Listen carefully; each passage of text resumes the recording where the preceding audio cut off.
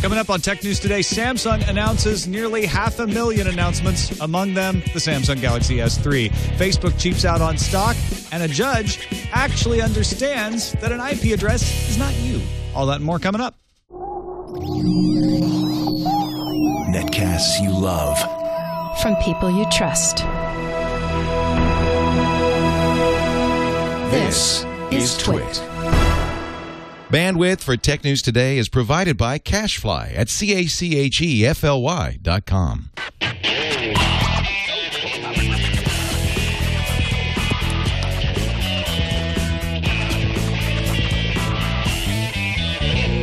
This is Tech News Today for Thursday, May 3rd, 2012. Tech News Today is brought to you by GoToMeeting. Meet face-to-face from anywhere in the world with GoToMeeting with HD Faces. For your free 30-day trial, visit GoToMeeting.com, promo code TNT.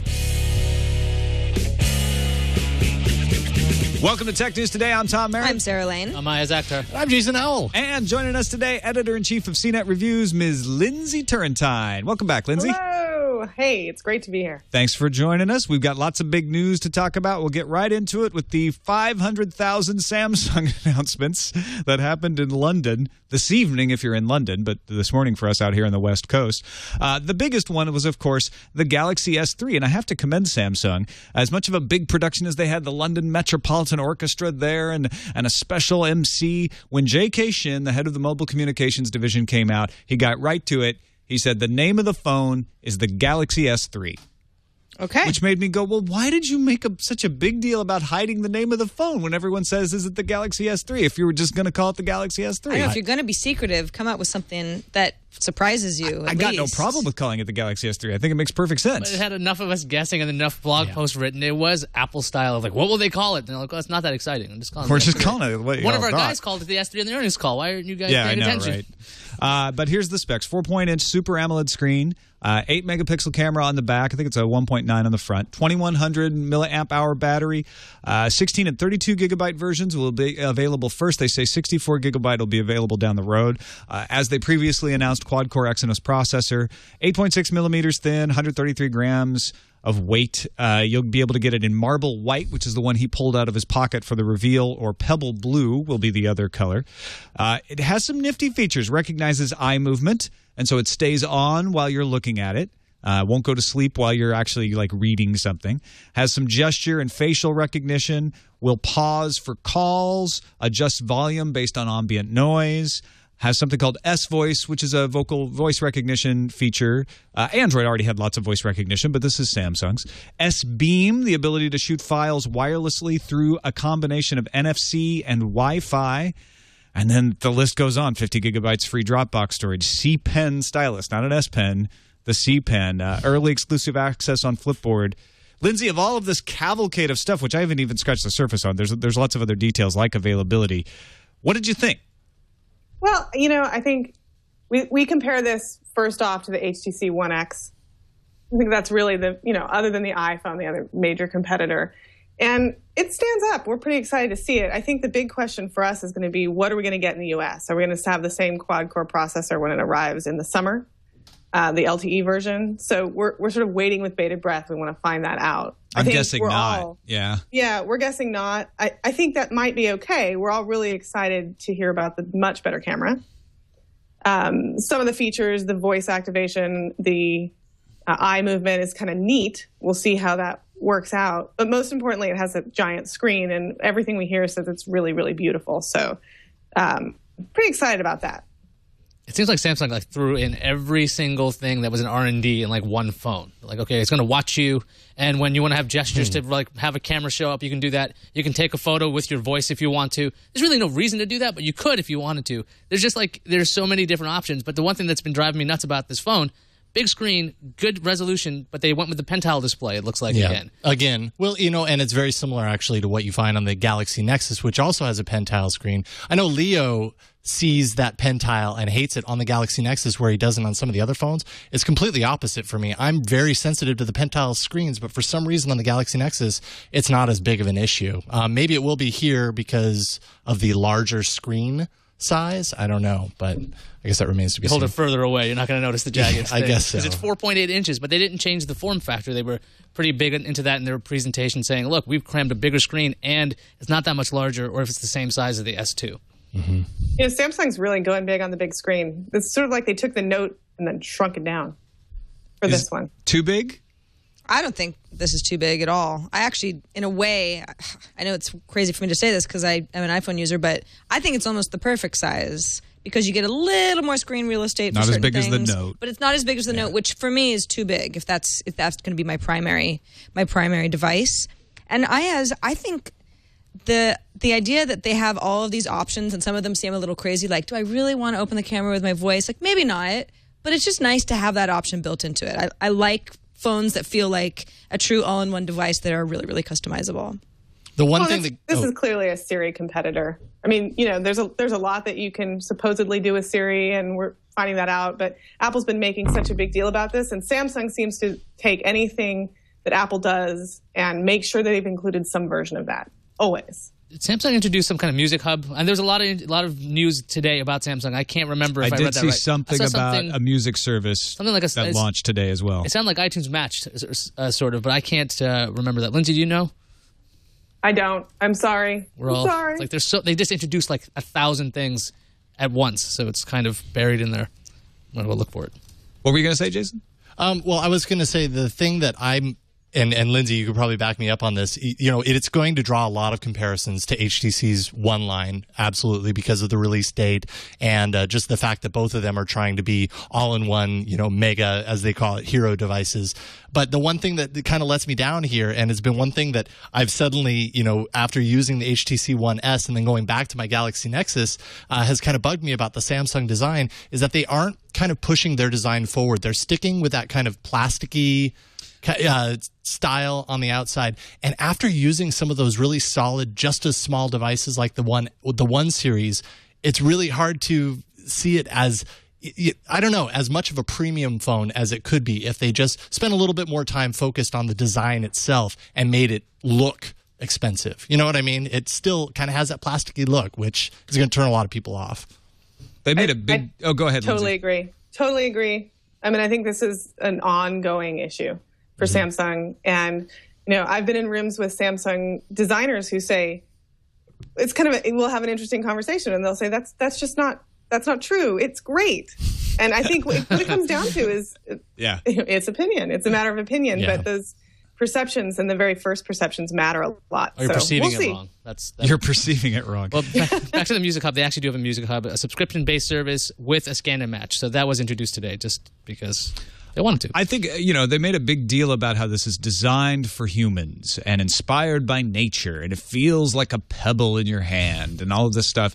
But for me, it felt like they were protesting too much. I'm like, it looks great. I'm not bringing down the phone, but they really emphasized design, and then when they showed it off, I'm like, it looks very similar to the other phone, except it's 4.8 screen. And that's not a dog. It's just, why do they? It's that what you just described, Lindsey, of like, no, it's much better than you think, and it's like, no, it looks fine.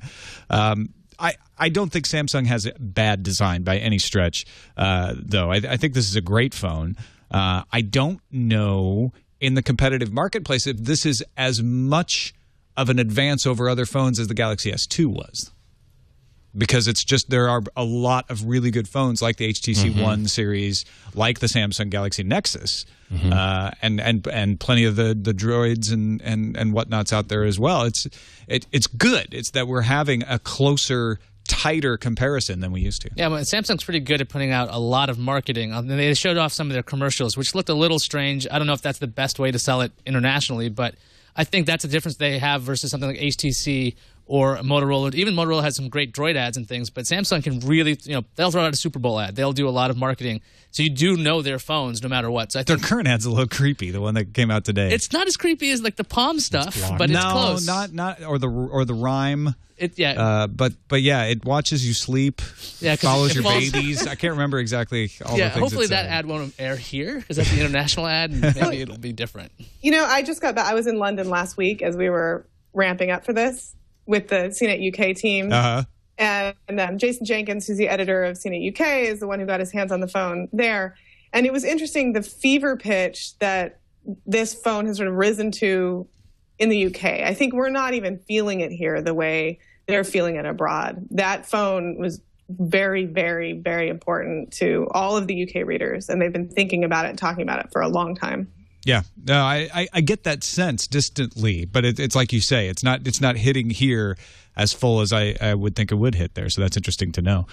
Just to wrap this up, it'll be available in Europe starting May 29th. Other markets to follow. LTE and HSPA Plus versions of the product will arrive in the U.S., Japan, and Korea this summer. And Samsung says they're going to open pop-up stores called mobile pin locations. They're kind of small, glassy little carts, so to speak, that'll be showing this off. So look for those in a neighborhood near you, I guess. Facebook has filed some more information with the SEC about their IPO. We got a price now. We got prices, $28 or $35 for the whole company. That's the valuation. I'm in. Okay, you can buy the whole thing. Now, shares will be $28 to $35 a share. They amended their IPO filing, and they're going to sell. There's going to be for sale at the market when it opens 337.4 million shares. 180 million of those are Class A common stock. Current shareholders are selling off 157 million. So Facebook itself can raise something like $5 to $6.3 billion. The current shareholders are looking at $4 to $5.5 billion for themselves. The price range means that Facebook could be valuing itself somewhere between $77 billion and $96 billion, which would make it America's richest ever IPO, which beats up Google's old valuation of $24 billion. But for a long time, we were hearing $100 billion valuation. What happened to that? What happened to the $100 billion or over? Because, I mean, they have 910 million active users, right? Well, Facebook mentioned in the filing that it had to spend $500 million on patents to defend itself with Yahoo, from Yahoo. Facebook also warned in that filing that there might be future Yahoo suits. CNET had a theory. They're saying the first quarter wasn't so hot. It showed a 12% drop in net income compared to the previous year. Total revenue was down 6% compared to Q4 2011. Average revenue per use fell 12% compared to Q4 of 2011. They spent $1 billion for Instagram. That's $300 million of cash gone right there. It takes it down to 99. Atlantic Wire brought up the advertising issue. Facebook's having a hard time showing how Facebook ads are translating to product sales. And that's what Sarah was talking about yesterday. And the lower valuation could get more investors to the roadshow. So we're going to get more people because Facebook's like underselling itself, saying, "Oh yeah, we're only worth $77 billion. Buy a few more shares, why don't you? We are very reasonable. Is that a smart strategy? What's the housing market? Well, I mean, I don't think they said it that way, but I mean, it could be. I mean, if you seem a little bit more reasonable, I guess, rather than that $100 billion valuation. I mean, I think numbers are important to people. Also, this whole Yahoo suit, Facebook saying, "Listen, we just had to spend a lot of money to protect ourselves from them because they came at us with a vengeance, and we might have to spend a lot more. This might not be over," is telling. Well, and that seemed to be the gamble Yahoo had made, is that they wouldn't spend the money because it would affect their price. And it looks like Facebook said, "Yeah, it's going to affect our price." Yeah. Done. We're still going after you, Yahoo. Well, I think that Facebook, too, I think it might be a little bit harder for people to perceive the value at this point than it was even with the Google IPO, where you could sort of look at Google and go, wow, that company does everything and is going to continue to do everything. And Facebook is still... It's still Facebook. It's a social network, and I think there's a lot more coming from Facebook, but it's a little bit hard to see. Got some new numbers in the tablet market. IDC released market share for Q1, and Apple is increasing their share again. It's been decreasing pretty regularly for a while, but they increased to 68% of the market, up from 54.7% in Q4. The Kindle Fire suffered the most from that increase. Kindle Fire dropped from 16.8% to 4% and fell to third place. Samsung is now the number 2 tablet maker. Lenovo finished 4th, and Barnes & Noble with the Nook at 5th. This is it goes along with a decline in worldwide tablet shipments during the first quarter, which is normal when you go from the holiday season in Q4 to Q1. But what's not normal is seeing that deep dive from Kindle. Why did that happen? I feel like the Kindle Fire is, I mean, it is such a perfect example of a great holiday gift. Now, I'm not saying that it's because it's not a good product the rest of the year, but the price point was perfect. A lot of people bought these as gifts, and then maybe, there was a little bit more of a ripple effect of people saying, "Oh, I'm just going to get one for myself because it's only $200 rather than $500 or $700 for heftier tablet models." and that it just the numbers weren't going to sustain. Well, when Amazon priced it at $200, and then they were offering refurbs for like $140 as well. Like, it's like pretty much anybody who wanted to get it might have already gotten it because it's so cheap. You saw it on the front page of Amazon. You're like, well, now the market's saturated because it's only available in the U.S. and everybody just bought it. So who else is going to buy it? I think that our users responded to it in an interesting way. They thought, well, is it an e-reader? Or is it a tablet? Mm-hmm. And I really feel like most people who ask me anyway, whether or not they should get a Kindle Fire, are asking about it in terms of its e-reader-ness.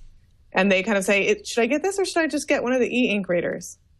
And they're just not thinking about it like a tablet. And that may explain some of that seasonality too. I think it's true. It was really a holiday gift, and it's because people were buying e-readers for their families. I think it's easier to explain the iPad Jump. We got a new iPad. Mm-hmm. Sold very well. And that, it's sold very well. So you're going to expect Apple to get a little bump.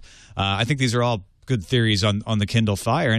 And Lindsey, you may be right. People may have jumped into the Kindle Fire for the holiday season, partly for reasons you're talking about, Sarah, partly for reasons you're talking about, Iyaz. And then the word got around, if you're going to get an e-reader, you probably just want to get an e-ink one. Don't worry about the Kindle Fire. So the IDC analyst said we expect a new larger screen device from Amazon at an aggressive price point. So that will probably goose sales for them back up.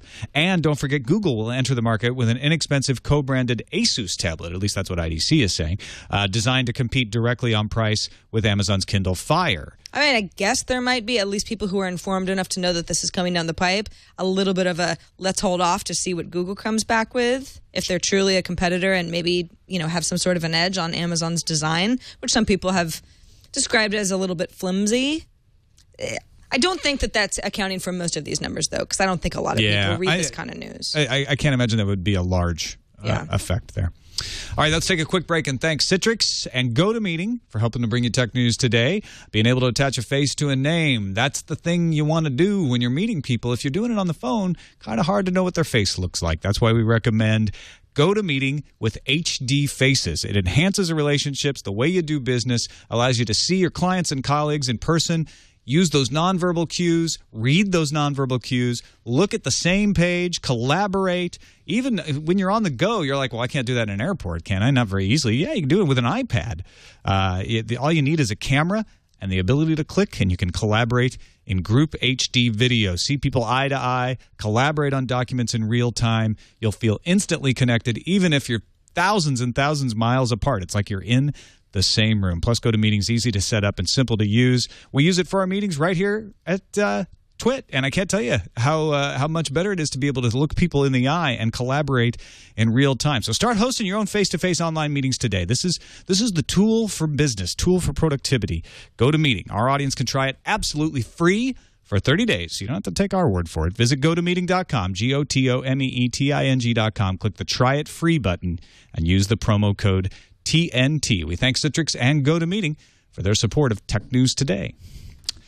Draw something. Remember Draw Something? Yeah. Yes. That was so fun. Yeah. I haven't touched it in weeks. Apparently, I'm not the only one. No, you're not, actually. According to app data, daily active users have dropped from 14 million at the beginning of April to just 10 million only a month later.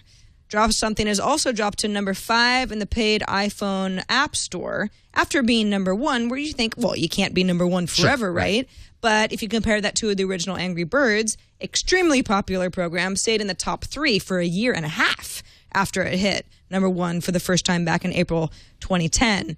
There are other examples of games that stuck around, at least in the top 3, quite a bit longer than Draw Something did. Now, of course, remember that Zynga bought Draw Something back in March for $200 million, which at the time a lot of us said, wow, that was fast. Wow, this is crazy. Is this a bad idea, or do they know something that we don't? Maybe Draw Something isn't a fad after all. And Turns out they did not know something we didn't. Yeah. So, I mean, the idea with Draw Something is that there are 2 versions. There was the free version that ran banner ads. Then there was a pay-for-it version. And between those 2 versions, got 50 million downloads in 5 months. Extremely impressive. Crazy rocket launching type of growth. Now that Zynga has acquired, OMG Pop, which is the parent company of Draw Something. They have a new sales force behind the team, and they realize that they're going to have to figure out other ways to make revenue with the users that they still have. So they have decided to start inserting advertisers' paid terms into the game for players to draw. Players will literally draw when you get those selections of things to draw, you'll see some of those may have been paid for. Or Nike or in fact, Nike is one of the companies that sounds like the Draw Something Cracker Jack advertising team were testing some recognizable brand names. You might be thinking, like me, I remember once drawing Visine, where I was like, I'm not drawing eye drops, I'm drawing Visine specifically. It's kind of weird. It's a brand name. Might have been another company that they were working with. But companies like Nike or KFC or Doritos, the sort of thing where you draw the kernel and people think that's funny. And it's not necessarily upsetting them, even if they probably never thought occurred to them that a brand might be paying for this placement. But it doesn't necessarily ruin the experience because it's still as fun. They played around with that enough to say, yeah, actually, this is a pretty viable option for us. Now they have organizations like the National Hockey League. That's one of their first advertisers to buy terms related to hockey. For example, puck, Zamboni, hat trick, slap shot. That's actually interesting because those are things that you won't look at them and say, oh, that's obviously a sponsored term. But it might make you tune into one of the Stanley Cup playoff games. It makes you think about hockey, yeah. That's right. Like subliminal advertising, they say. St. Louis Blues Championship That's could be right. a term that you would draw. So I have to say that, I first of all, we all sort of saw this coming with Draw Something. And obviously it's still an extremely popular app. They have millions of people playing it on a daily basis. But the numbers are falling, and they're falling fast, which is indicative of, these... I'm not sure this is going to make people play more often, though. What? That now Inserting brands no. Yeah. It's a way to make money off of the people that they have right now. Have left. This is a temporary solution for them. Yeah. But I think it's kind of a smart one, considering that it's you get a few words and you think, what's the easiest way, or which one's going to give me the most stars, and I'm going to go ahead and try to draw a bag of Dorito chips for Iyaz without saying Doritos or Cool Ranch or something that's like really, really obvious. So I think that it's a pretty clever way for them to take money from advertisers but not screw up the game all that much. But I don't think that it's a permanent solution. Yeah, I was thinking about, like, when I was playing the game, there was MacBook was one of them, which was a strange one because I would see this laptop and people drawing the little Apple logo. I'm like, it can't be MacBook. Why would it be a brand name? Right. And it was. It definitely seems like an unobtrusive way to get ads in a game. If you're going to have them at all, instead of having a banner ad on the bottom, I mean, it's a nice little stopgap solution. But I mean, there's a whole way that Zynga can probably still do a whole lot more in-app payments. They could probably charge for all kinds of features that I know people are calling for. Like, there could be layers, like Photoshop and things like that, to make it easier to draw. So if they keep the people they have, maybe they can just keep getting more money through these little downloadable content things. But that does absolutely nothing for all the people that tried it in the rush in the beginning that will probably never go back to it because they've already kind of burnt out on the concept, right? I haven't even opened up the app to see what games are pending in a month. Well, maybe if they do what Rio did, they'll put it in space. Draw something in space, and it'll be fine, right? So you just keep doing an iteration of it. That's easy, Iyaz. That's like a full blue screen, and then you take your eraser and you go dot, dot, dot. Oh, and you're then not you saying draw space. No. Well, one of the sort You of just get that background automatically. That's the new version. one of the most ironic things about this is that the biggest complaint that people have is, I keep getting the same words over and over. Draw Something doesn't have a big enough vocabulary, a big enough dictionary of words. And so they're getting new words, but because they're sponsored words. It's not actually the group adding to They weren't the thinking of database. Puck. They're like, NHL could pay us for Puck. That's right. That worked. I'd be interested to see what the pickup it's been like and the drop off on other social games. I mean, I think that games that you play by yourself, you can continue to pick up whenever you want. But if your friends stop playing Draw Something, this is kind of what happened to me. I loved it, but my good buddies who were playing it were just not drawing back. And see, I was on the other end of that. I was one of the people who was like, I've got so many people in here waiting for me to draw something. It's too much pressure. I'm not going to draw anything anymore. Well, wasn't Zynga good at that with Farmville and things, to get people to feel guilty about not playing? I mean, is that something they could add? Like a guilt factor? I don't know how you'd even Your drawings will die if you don't cultivate them. Right. Let's move on to New York Magistrate Judge Gary Brown. Why, you ask, would I want to ever do that? Because he has ruled that an IP address is not a person. Now, he's not the first judge to rule this, but he's a very influential judge, being in New York, and he has written one of the best explanations of why an IP address is not a person. This is a judge who actually understands the internet and how it works. At least it seems that way. On Tuesday, he ruled against plaintiffs in several porn copyright trolling cases. This is where a company comes in, accuses you of downloading porn illegally, and then hopefully because you're a little embarrassed, you settle out of court. His 26-page ruling is a critique of the entire litigation strategy. He labels these lawsuits as a waste of judicial resources, and then lines out why the assumption that the person who pays for internet access at a given location is the same individual who allegedly downloaded a single sexually explicit film is tenuous, and one that has grown more so over time. He actually has a historical perspective here. He says, while a decade ago, home wireless networks were nearly non-existent, 61% of U.S. homes now have wireless access. As a result, a single IP address usually supports multiple computer devices, which, unlike traditional telephones, can be operated simultaneously by different individuals. He cites many cases, but one of them is a woman who lived with an unprotected Wi-Fi access port next to a parking lot. He's like, how do we know that anything on her network is done by her? We have no idea. An IP address provides only the location at which any one of a number of computer devices may be deployed, much like a telephone number can be used for any number of telephones. Thus, it is no more likely that the subscriber to an IP address carried out a particular computer function, here the purported illegal downloading of a single pornographic film, than to say an individual who pays the telephone bill made a specific telephone call. So either Judge Gary Brown is really, really educated on this, or he has some really good clerks telling him, hey, this is how this works, and this is how it is. And the thing is, if this case is if it's influential at all, this is something that happens in a lot of cases or opinions. You just lift the standard out of somebody else's. You're like, word for word, if this is good enough, you go, well, that he explained it well. It's okay to copy that and put this in the other opinion. So if that continues, that could create a whole set of like, this could be the standard. This is an intelligent opinion. So yay on that. We don't get to say that often enough.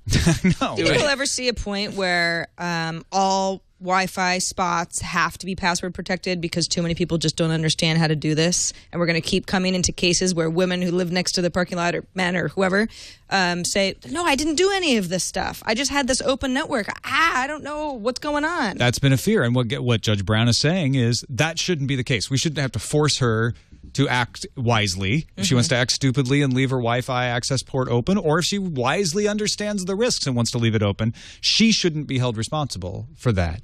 Another interesting part of this ruling was that he declared that this could not be a conspiracy, which is how a lot of these lawsuits happen. They say, I'm going to bring it as a class because I'm going to claim that everyone who's been BitTorrenting these movies are acting in a conspiracy. And so I can sue them all at once as John Does and then use discovery to find out who they are from the ISP and go after them individually, get them to settle out of court. He said, no, you can only go after one person at a time. These are not a bunch of people getting together and conspiring to download your porn. Yeah, he said that was it's all automated anyway. So how could they possibly be agreeing to it? I mean, it's an interesting theory. I was like, I could see where they're going with this. You have an agreement, you have concerted efforts, but no, it's not the way it works. Now, Delta 9 says if a stranger broke into your home and called a 976 number, you'd still have to pay the bill. That's true. You still have to pay the bill for your ISP, too. We're not talking about paying the bill. We're talking about being responsible for what happens on the call. So a good legal precedent. Consumer Reports surveyed 2,002 households fully covered in the June 2012 issue and estimates that 13 million U.S. Facebook users choose not to change or even may not be aware that the service has privacy settings. That's only 7.69% of U.S. Facebook users, so it's over 90% of Facebook users are aware of the privacy settings. But that's still 13 million. Facebook has over 169 million monthly active users in the U.S. as of March 31st. Over 901 million monthly active users in total worldwide. Only 37% of users say they have used the site's privacy tools to customize how much information apps are allowed to see. So when it comes to apps, they're just kind of letting apps do whatever they do when they get installed. Other notes about location and health. It could apply to any online posting service, but they're noted in this Consumer Reports report as well. And then they recommended 9 tips The last of which is to deactivate your account if all else fails. Okay, well, this all seems pretty obvious to me. I understand that the majority of, and of course we're just looking at the U.S. here, the majority of folks who have Facebook accounts understand levels of privacy at least enough to have fudge with them on some level, whether it's totally locked down or Fudge. Some fudge or some version of private.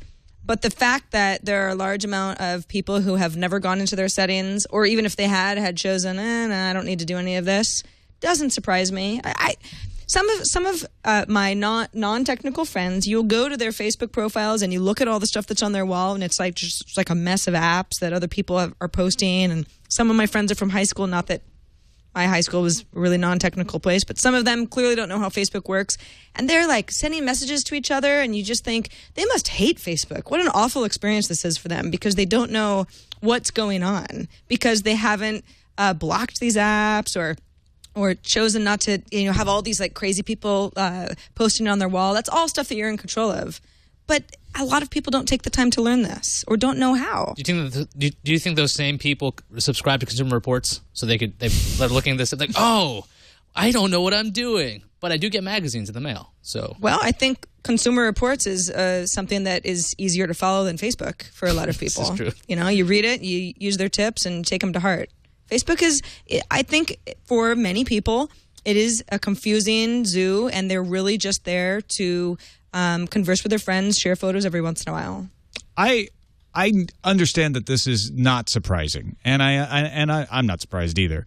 I also understand it's a low percentage, generally speaking. Still a lot but of it's people, still though. over 13 San Francisco's worth of people out there just aren't even touching their privacy settings and possibly have no awareness that what they're posting and what they're contributing to the site could be available to others.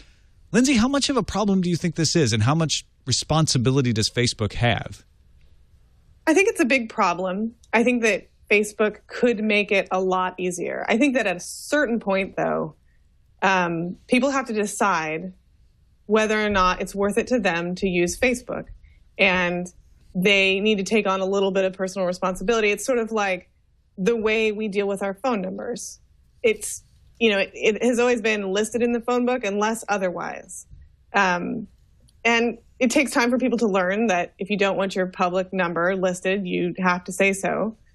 But I think people are learning that. I mean, I think even over the past few years, in my experiences with my Facebook friends, it used to be that if you went to, you came across somebody's name and they weren't your friend and you clicked on it, very often you could see all of their photos, and not that I would ever look. But that's changed. I really do feel that that's changed. And maybe that's because I tend to run in circles that are more tech savvy. But even with my relatives and people outside of that group, I think that it's getting through, and things are more locked down, and Facebook's made it a little bit simpler. They have a long way to go, and they should. But I also think that everybody needs to learn about what they're using. That's an interesting point. So this may be less of a worrisome, look at the 13 million people, and more of a, this is the point in the learning curve at which we are. There's still 13 million people who haven't quite got the message.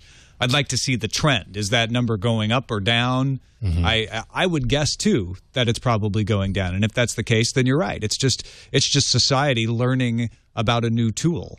I do think Facebook is starting to come around to realizing that they need to educate people about this new tool, but it's also kind of against their interest to educate them about the tool because they want to have as much public information as possible.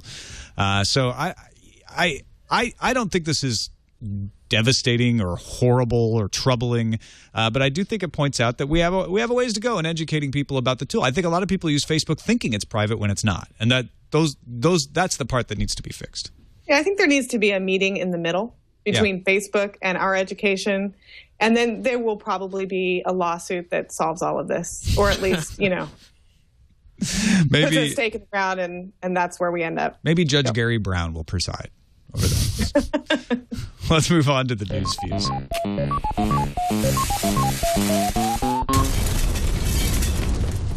Now, you may be sick of the ongoing Apple-Samsung lawsuit, but just imagine if you were the judge having to hear these cases. Imagine no further, actually. Judge Lucy Koh of the U.S. District Court for the Northern District of California told Apple and Samsung to simplify the case so a jury can understand it and decide a fair outcome in one trial. Both companies announced they would remove some patents and claims, but both blame the other side for not being able to drop more patents and claims. Coase said if the two don't come to a manageable set of claims, the trial could be pushed off until 2013. I love that. It's like cruel and unusual punishment for the jury. She did. That was a quote. Stop this.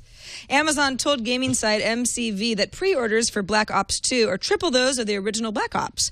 Amazon UK's video games manager Graham Chambers said the sequel is set to be one of the biggest games of the year. Let's talk a little bit more law. Motorola is appealing a Ninth Circuit decision that granted Microsoft a temporary restraining order that prevented Motorola from enforcing an injunction that Motorola could win in a German case. You got all that? Yeah. Okay, good. Now, Motorola did win that injunction in Germany, which could cause a ban of Windows 7 and Xbox 360 in the country, but that enforcement is held up temporarily. So there's no ban right now. There is no ban right now. They would need this TRO appeal. Actually, they need to win the appeal on the TRO, and then they would have to put up a €60 million bond to enforce it. So there. According to Game Informer magazine, Elder Scrolls is going to be an MMO. The game will give you access across the entire land of Tamriel with co-op dungeons, solo play, and player versus player fighting. Dragons. Discovery Communications picked up a little something nice for itself. Revision 3. While rumors popped up of the sale earlier this week, Discovery made it official today, and All Things D reports the deal is worth about $30 million. All 50 of Revision 3's employees are on board. What does this mean for programming? Discovery's JP Perrett said, "We want them to continue doing what they're doing." And to that I say, ha ha ha, wish I would have bought those stock options. Well, have you ever wanted to buy things with your phone and have the amount charged to your phone bill? No? No. Well, ignore this, okay? For those of you who wanted to, listen up. Boku says that Sprint is coming on board to join the 3 other major U.S. carriers, Verizon Wireless, AT&T, and T-Mobile, in the Boku service. It will still be another year or so before you can buy jeans or computers with Boku. Carriers have to drop their rates even lower than what they're charging today in order to be on par with Visa or MasterCard before the service moves along away from digital goods. I could buy Facebook credits with it then. ARM is getting more powerful. Are you worried? Taiwan Semiconductor Manufacturing Company Limited today announced an important milestone, achieving a stable core clock of 3.1 gigahertz with a Cortex-A9 dual-core chip. The air-cooled chip built on TSMC's new 28-nanometer process, that's the new hotness, typically operates at lower clock speeds. It's capable of overclocking to over 3 gigahertz when performance demands it, much like Intel's turbo chips. Let's take a walk down to the Apple rumor mill, shall we? Hey, babe. Take a walk in the rumor mill. iLounge editor Jeremy Horowitz claims to have details on the next iPhone. He reported the device would sport a longer 4-inch screen, metallic backside, and smaller and rounded dock connector. In a separate rumor, JP Morgan analyst Mark Moskowitz thinks we won't get an Apple television for a couple of years. A more advanced Apple TV would launch first, sometime in 2013 at the earliest. Then Apple would unveil a full-blown TV with a display and speakers in 2014 or later. Gosh, maybe I should hold off. Get the Apple speaker. No, I'm just kidding. And finally, let's take a look at that Oracle-Google lawsuit of amazingness. Today, the jury asked the judge who the audience for the Java software platform was. Was it programmers or the general public? The question is related to whether copying is de minimis. Quote, copying is de minimis only if it is so meager and fragmentary that compared to the work as a whole, the average audience would not recognize the appropriation. So Judge Alsep told the jury, the average audience in this case is limited to those who can actually read software code. Sounds like that's one win for Google. Yep. Yesterday he gave something to Oracle. Today he gave something to Google. We still don't have a decision. Not yet. At least as far as we know. Let's move on to the randomizer. Randomizer. I really am intrigued by this story. I think I like it. Researchers in Taiwan are working on something called VLC. It's not the music player. It's visible light communication made out of laser pointers. Same kind of green laser pointers you can buy yourself. The system achieves 500 megabit per second speeds with a single link, and if they multiplex it, they can squeeze out 1 gigabit per second. Now, unlike ordinary LED light, which could actually be in an overhead light and just sort of be ambient, the coherence of laser light makes it possible to achieve very low error rates when it's used with a preamp and filter, about 1 bit in a billion at distances as far as 10 meters. Compare that to Bluetooth, which has a 10-meter range but an error rate of 1 in 1,000. So highly accurate and more secure, because if something interrupts the connection, you know it, because laser is directional and it's unitary. You know, it's as soon as it's interrupted, the light goes away. But it wouldn't be as because it's directional. It would have other disadvantages because it would be interruptible. That could be really cool. Like instead of doing like NFC pairing with your phones or things, like you can move data between devices. Like ad hoc networks would be a lot faster if you could keep them within a line of sight. It just seems like a final question. You know, it's like, okay, well, if you have 3 computers and you have a prism and 6 mirrors, how do you make a network together? But I think you can do it. They're suggesting like hospitals, for instance, airplanes, government offices, places where either for security or safety reasons you don't want to use a radio-based transmission like Wi-Fi. This might work as a substitute. It's lasers. It's the internet on lasers. You guys and your lasers. You can network like different like buildings together. That's the other thing. Like skyscrapers, you're like, okay, I want to talk to that network over there. What can we do? Do we actually put an Ethernet cable across? No. Shoot lasers. I love that look in the fog. That would just look awesome. They must be networking like crazy. The fog would be like your switch. And cats would love it too. Cats would. But they'd be ruining your network. I like stop the interrupting my idea network. of better Wi-Fi, but I just feel like a little like an insider look into how we build Tech News Today. Almost every single day when we decide what our randomizer is, we veto a laser story because it's always on deck. Like I think you guys would talk about lasers every day if you could. Fine. Got any lasers on the calendar? Sort of. The NVIDIA GeForce GTX 690, pretty cool, right? We talked about that earlier this week. Well, if you happen to be somebody who wants to build your own PC, you can configure a number of custom PCs with that GTX 690. The Origin PC, CyberPower PC, Main Gear, for example, have all let hot hardware know that the card is available on at least some of their systems. Pretty cool. And June has become a ridiculously busy month because we've got Apple's WWDC, we've got Google I/O, and now Microsoft is not going to be left behind. No. We also have the Windows Phone Developer Summit coming June 20th. Nice. It's a month of developing. That's right. Developing month. Yeah. Well, it's. I wonder if that's just like June is just the developer thing.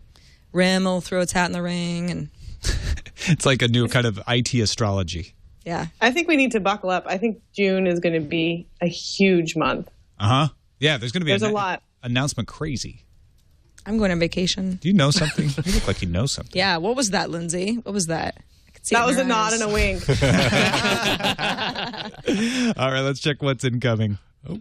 Incoming message. D-Dog, Derek Chen in the chat room wrote us about the Facebook story. We referenced it earlier about Facebook and advertisers kind of having some friction over somebody picking up the phone. He wanted to toss in a few experiences from the inside as an advertiser. He says, in my past experiences as well as stories, I still hear from friends and other agencies, there's definitely a hit or miss when it comes to Facebook. All advertisers want to work with Facebook. The problem that I've personally seen is oftentimes if you're not big enough in their view, it's incredibly hard to get any form of contact from them, phone, email, etc. There is a self-serve platform, but social is still a tricky platform to figure out. And when an advertiser is trying to manage their clients' budgets correctly, they'd like to learn how best to utilize Facebook for maximum results. What's the best type of image, suggestions on copy, ideal mix of premium versus marketplace, etc. To be honest, even in its early years, I've seen Facebook come in with quite the swagger, and I know advertisers that have been turned off from spending money with them because they're not getting any service from the company. It's a tough position for Facebook as there's probably far more advertisers than they're staffed for, which I guess is a good problem. Still, with all that money pouring in, you'd think they'd put a little more effort towards the hand that feeds them. Good advertiser's perspective, because I was the one saying, like, you know They're what, working for the consumers. Facebook's like, hey, Okay, working for the with me. consumers, screw you advertisers. But and maybe the advertisers are being all whiny and needy. But he makes a good case of, like, it's not whiny and needy. It's just, we're spending money and we want to spend it correctly. So we need a little help with that. I think this is the problem with self-serve platforms altogether, right? I mean, it's the same way I feel about a lot of Amazon stuff. Even my Kindle, there's no way to talk to somebody at Amazon ever. And a lot of the time it works. Sometimes it's really frustrating. I agree. I run into that with Google, a lot of Google products as well, where you've like, I want to pick up the phone and call support, but I can't because there's an email address, and sometimes those are responsive, sometimes they're not. It's kind of hit or miss. Next email from Jeff in Pomona, California. Hey, TNT, I just got caught up. When you were discussing the possible greatness of Ubuntu for Android over the last couple of shows, first thing that popped into my head was how possibly great this would be for Android developers. This could take a couple steps out of the equation each time I want to test a new version and make the whole process more streamlined. No more build, deploy, grab phone, and test. Simply build, deploy, and change Windows to view the app that you just deployed. Obviously, at many points, you want to test actually interfacing with the device itself, but this could at least eliminate the emulator for lots of scenarios and create a much better development environment. That's interesting. Now, I don't know how much easier the Ubuntu environment will be than just running an emulator, because it is sort of an emulator itself, but maybe it would be. It'd be like you're like inspiration strikes you right now. You're like, I'm going to dock my phone and do my app right now. I mean, it seems like you could do a lot more, like, I guess, lucky coding. Cool. Well, that's it for this episode of Tech News Today. Thanks for submitting to our subreddit, technewstoday.reddit.com. That's the place where you can let us know what stories you would like us to cover on the show and vote them up or down. You can vote down if you don't like a story. Vote up if you like a story. I think that's obvious, but I just wanted to make sure.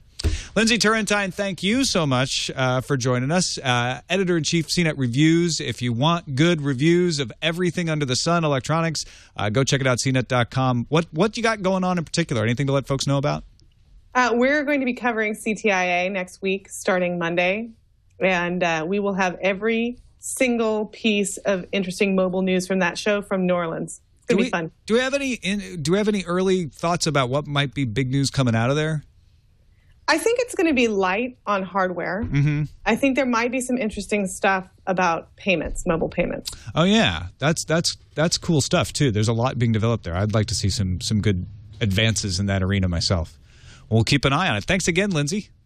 You're welcome. Thanks for having me. And thank you, folks, for watching or listening. You can find us on the web, twit.tv/TNT. You can email us, tnt@twit.tv, if you can spell it after I said it like that. Or you can give us a call. Our phone number, which I can say, is 260-TNT-SHOW. Darren Kitchen joins us for Friday tomorrow. We'll see you then.